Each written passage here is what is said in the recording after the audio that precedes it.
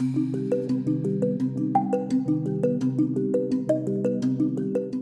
3 de cada 10 divorcios se incumple el pago de la pensión de alimentos o se impiden las visitas a los hijos. Hoy nos centramos en el primer caso, cuando después de una separación, la parte que debe pagar una pensión no cumple y no abona los importes establecidos porque dice que no tiene dinero. La parte perjudicada sospecha que esa situación no es real y para demostrarlo contrata los servicios de una detective. En este episodio, cómo se investiga la situación económica real de una persona. La detective y la periodista. El podcast de investigaciones de casos reales. Todo lo que vas a escuchar aquí ha sucedido con personas de verdad cuya identidad no se puede desvelar. Arantxa Busto es la detective y Vicky Pizarro, la periodista. Arantxa, bienvenida, ¿qué tal? Bien, ¿y tú, Vicky? ¿Todo Gracias. en orden? Todo en orden. Bueno, hoy hablamos de uno de los nichos de trabajo que tenéis, que son los divorcios, los mal llevados, porque entiendo que, bueno, si son divorcios amistosos, pues no hay conflicto económico, pero hay situaciones en las que, bueno, pues no se entienden bien y se producen situaciones de impago de la pensión establecida. Y nos vas a hablar de una mujer cuyo exmarido no le paga la pensión y ella dice que tiene indicios para pensar que la situación económica de su exmarido no es la que dice, o sea, que tiene dinero para pagarle, pero no le paga porque no quiere. ¿Qué te cuenta esta mujer cuando se presenta en tu despacho? Lo que me cuenta es que tiene una sentencia de divorcio desde hace ya 6 años y hay que decir que en las sentencias de divorcio se regula qué pensión debe de recibir, por una parte, el hijo que haya en común o los hijos, y por otra parte la pensión compensatoria que puede recibir la mujer porque su situación económica pasa a ser peor que cuando estaba casada. Eso lo establece el juez y dice pues tal cantidad por la manutención del hijo en el caso de que la custodia haya sido para la madre y tal cantidad como pensión compensatoria. Entonces en este caso me llama la clienta y me dice que cree que su exmarido trabaja y que lleva 5 años sin pagarle ningún tipo de pensión. Entonces, claro, hay una necesidad de saber si hay, sobre todo si hay una actividad laboral de esa persona que le presuponga unos ingresos y que entonces ella pueda recurrir al juzgado para que definitivamente le hagan pagar. Uh-huh. O sea, se establece en una sentencia de divorcio un pago. ¿Había hijos en este caso? Había un hijo. Un hijo y una pensión compensatoria para ella y él no paga. Desde el principio no paga ni un duro. Desde el principio, y ahora tenía una nueva pareja, a su vez con un hijo más, sí. Y no pagó, llevaba sin pagar, yo creo que 5 años eran. Sí. Uh-huh. ¿Y él qué decía?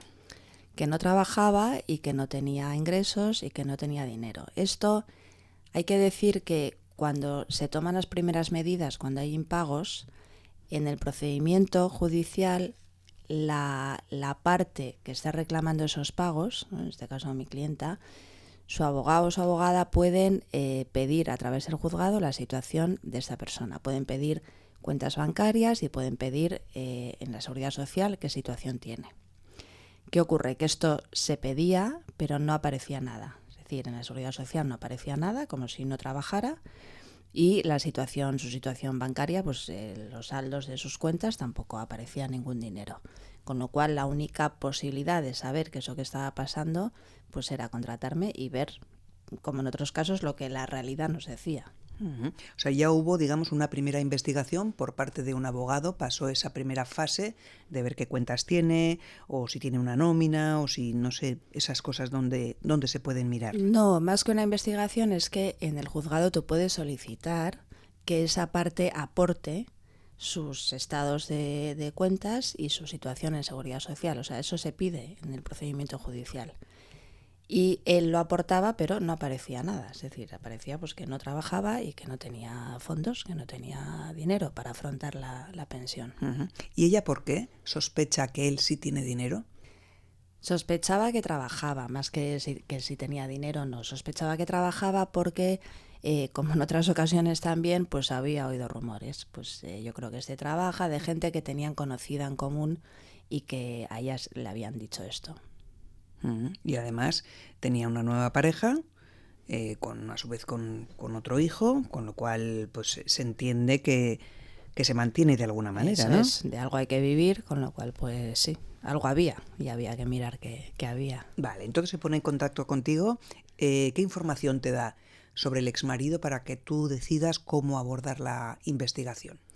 La verdad es que no me dio mucha información porque llevaban años sin relacionarse y entonces ella tenía la dirección posible donde vivía, tenía también direcciones de familiares de esa persona donde también podía vivir y tenía información de un coche que en su día utilizaba. Pero no era información segura. O sea, ella realmente no sabía, pues mira, vive en tal calle y en tal piso, ¿no? Y entonces eso obligó a, bueno, pues a hacer una búsqueda in situ, es decir, esperar un día en una de las direcciones, ver si aparecía esta persona, ver si estaba el coche, como no estaba, ir a la siguiente dirección y hacer la misma maniobra.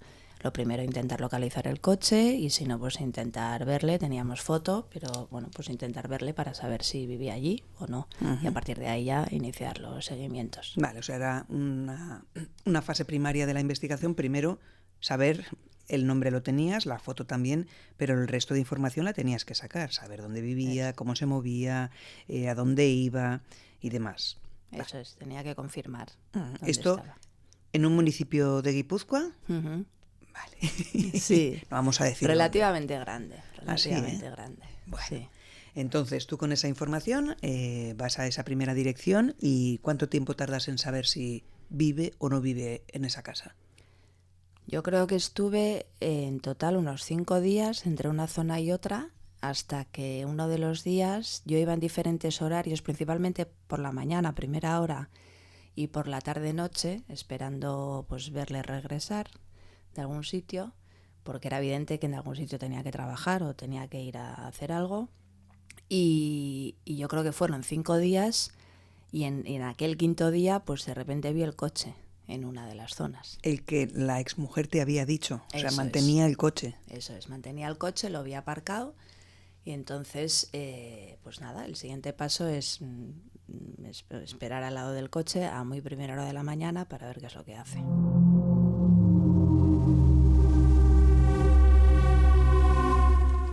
¿Cuánto tiempo tardas en ver a dónde se dirige y si trabaja o no trabaja? El primer día después de ver el coche, yo fui a las 7 de la mañana allí y de repente el coche no estaba. Entonces, claro, la verdad es que... Dijiste, caramba, se me ha escapado. Sí, efectivamente, se me ha escapado a las 7 de la mañana. Bueno, estos son como composiciones del lugar que te haces, ¿no? Dices, bueno, a ver, ¿qué es lo normal? Empezar a trabajar a 7:30, 8, bueno, pues voy a ir a las 7, ¿no? A ver qué pasa. Como aquel día no estaba, pues esto consiste en ir retrasando el reloj y decir, bueno, pues mañana a las 6:30. Y si tampoco lo veo, pues al día siguiente a las 6. Así, bueno.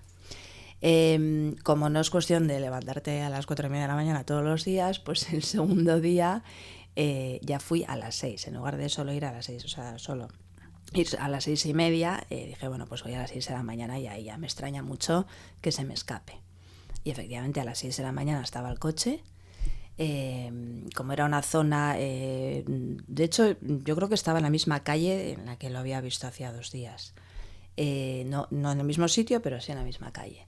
Entonces fui a las 6 y a los pocos minutos, 6:10, 6:15, cogió el coche y ya a partir de ahí pues empieza el seguimiento y ver a dónde va. Le ves coger el coche y entonces... ¿Qué decides hacer? ¿Tú le tienes que seguir? ¿Tienes un vehículo preparado para seguirle? Son las 6:10 de la mañana, que me imagino que habrá poco tráfico. Sí, hay poco. Yo estoy en coche y le sigo con el coche y bueno, pues un poco con esa incertidumbre de a dónde va a ir, porque claro, no sabes nada. Lo único que confirmé en ese momento es la zona donde vivía, que era una de las direcciones posibles que me había dado la clienta. y no sabía más. Entonces puedes acabar en el mismo municipio o en otro municipio, bueno, pues no sabes, ¿no? Bueno, ese primer seguimiento, ¿a dónde te lleva? Pues ese primer seguimiento me lleva a cruzar la frontera y yo seguía y hubo un momento que le perdí. Le perdí porque entró en una rotonda, venían coches, yo no pude entrar, eran calles un poco, bueno, como caminos, se me metió en algún camino, luego estuve dando vueltas, mirando tal y no le vi. Pero bueno, aquella información ya era crucial, porque claro, explicaba también que en España no hubiera información sobre él, ¿no? Entonces, bueno, esto es pensar que de cada día sacas algo. ¿Qué saqué el primer día? Pues que había ido a las 7, pues lo que estoy sacando es que se va antes. ¿Qué saqué el segundo día? Pues que ha cruzado la frontera y eso ya lo sé, con lo cual ya el camino está un poco marcado. Y entonces, hombre, fastidia, evidentemente fastidia, pero bueno, hay que ver el lado positivo. Pues ya tengo esta serie de información y de aquí pues hacia adelante. Y entonces el tercer día repetí la historia. 6 de la mañana, coge el coche, muy puntual, una hora parecida, cruzamos la frontera y claro, cuando llegas al punto en el que has perdido, ya dices, aquí no lo voy a perder. Este no se me escapa, claro. Ya, además yo el día anterior ya te has dado una vuelta por la zona y estás descartando sitios. Y efectivamente, aquel día se me metió en uno de aquellos caminos y entonces me encontré con una zona como una especie de polígono, pequeñito, pero bueno, era un polígono. Y ya dije, bueno, pues aquí vienes. Entonces, sabiendo ya dónde está, ya la jugada es otra. O sea, te evita tener que seguirle desde su punto de inicio. Es decir, puedes esperar dónde va. Con lo cual te preparas mejor, le estás esperando, sabes por dónde va a entrar, todo esto.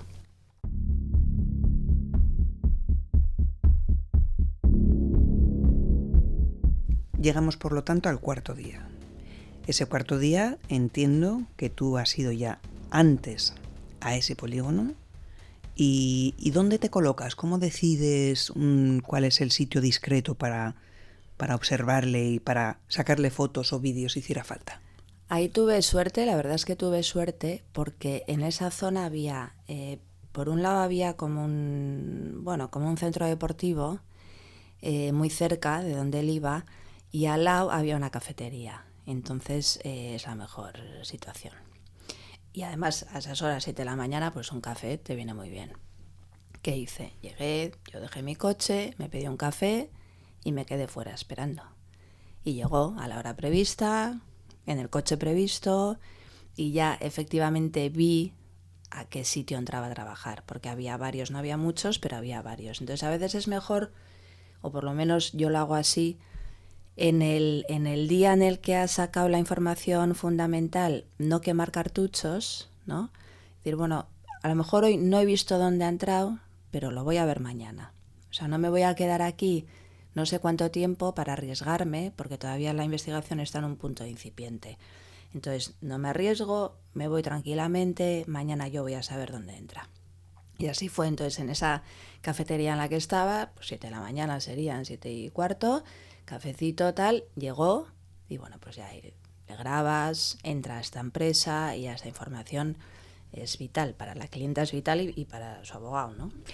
Entra en una empresa, tienes que esperar a saber cuánto tiempo pasa para que se pueda demostrar que lo que hacía era trabajar, porque si por ejemplo estaba solo media hora podía ir a visitar a un amigo, podía ir a hacer un recado, podía ir a lo que sea, ¿no? Sí. Hay que más o menos demostrar una jornada laboral o media jornada, ¿no?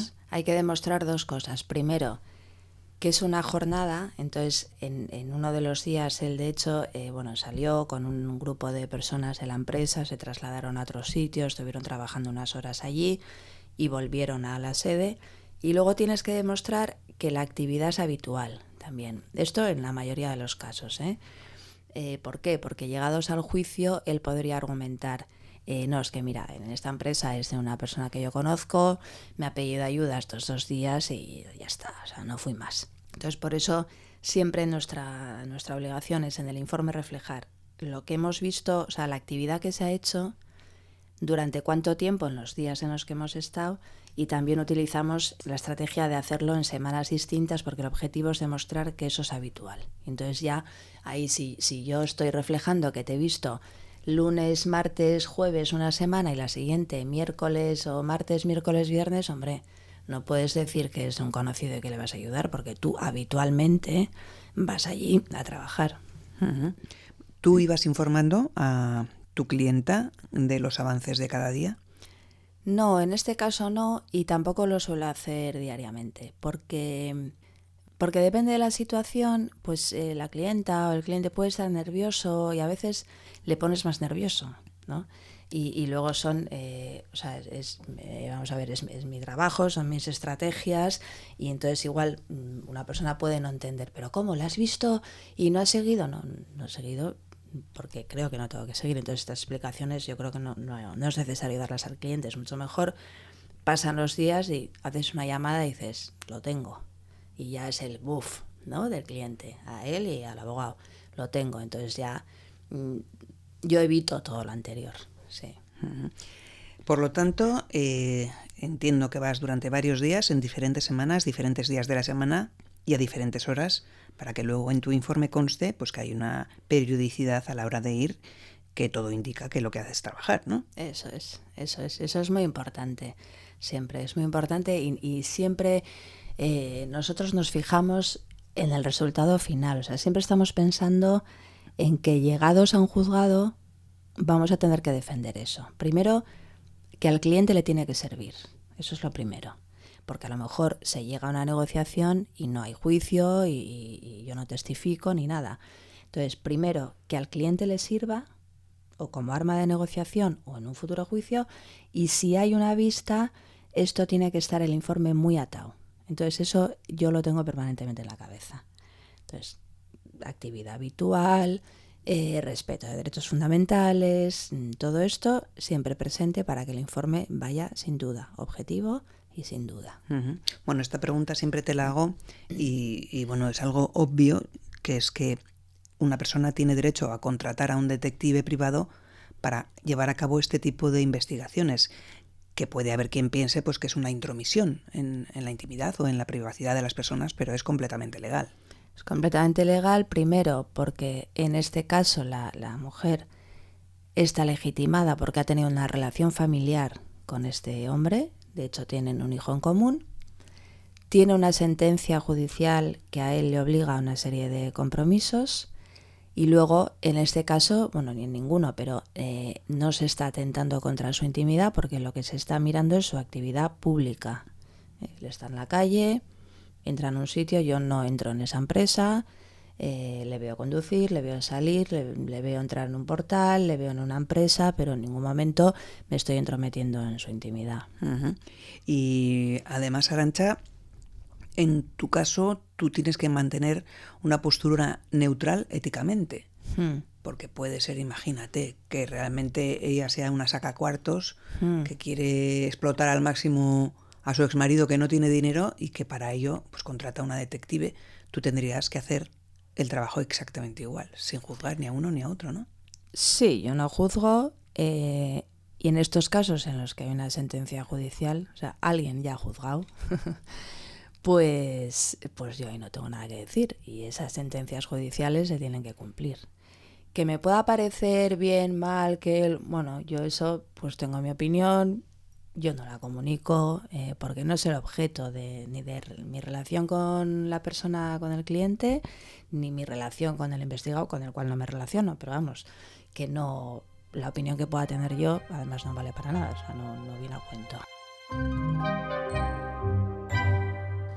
Por lo tanto, tú con tu informe vas donde la clienta y ¿qué le dices? Pues le digo lo que he descubierto. Hablo también con su abogada porque además le conocía por otros casos y le digo, lo tengo. Entonces claro, la verdad es que la alegría fue inmensa porque es que durante 5 años esta mujer se estaba haciendo cargo de su hijo y claro, era mucho dinero. Entonces cuando está viendo una actividad con la que tú, bueno, pues además tienes un hijo, o sea, es que la ley te obliga a mantenerlo, ¿no? además de la pensión compensatoria. Pero si solo nos centramos en el menor, la ley y la ética te obliga a mantenerlo. Y entonces, pues ya tomaron medidas y volvieron a abrir el procedimiento para que este informe pudiera presentarse. Uh-huh. Alegría, por lo tanto, porque tienen una prueba fundamental, pero se me ocurre pensar que, claro, se demuestra que trabaja desde el momento en el que tú le investigas, no 5 años atrás. Digamos que eso está como perdido, ¿no? ¿O no? Sí, lo que pasa es que ahí ya entra, en realidad entra el buen hacer del abogado, ¿no? Y cuando hay estos contenciosos en los que, hay desacuerdos y hay incumplimientos, pues al final los abogados intentan, o previamente, mejor dicho, antes de llegar a una vista, intentan negociar, mediar. Entonces dices, mira, tengo esto, con esto efectivamente puedo demostrar que ahora está trabajando y puedo deducir el tiempo que lleva, más o menos. Podría haber un requerimiento a la Seguridad Social extranjera. Entonces, la pregunta de la abogada de mi cliente, digamos, a la otra, pues es, tú dirás qué hacemos, ¿no? Porque si quieres entramos a un juzgado y el juez le va a preguntar a este señor, ¿usted cuánto tiempo lleva haciendo esto? ¿Cuánto tiempo lleva trabajando? Uh-huh.